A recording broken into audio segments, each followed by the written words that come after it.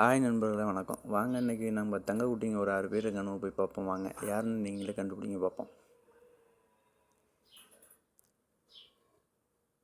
டன்டடான், இவங்க தான் தங்க பிள்ளைங்க. 2 நாளாக தண்ணி இல்லாமல் கிடக்கணும். பில்லு வேறு லேட் ஆகிட்டு.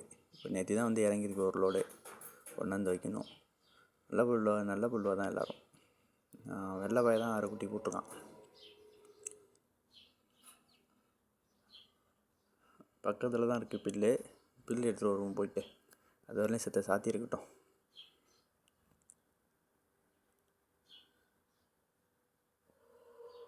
அந்த இருக்கு பாருங்க பில்லு, அதை படுதான் போட்டு முடியிருக்கு.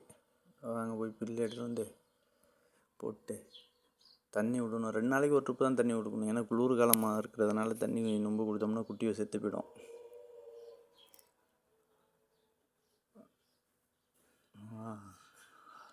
பார்க்கலாம் போகிறேங்க. பில்லு எவ்வளோ தண்ணிக்கு பில்லு வச்சு தின்னுக்கிட்டே தான் இருப்பானுவோம். செவனேன்னு இருக்கமாட்டானுவான்.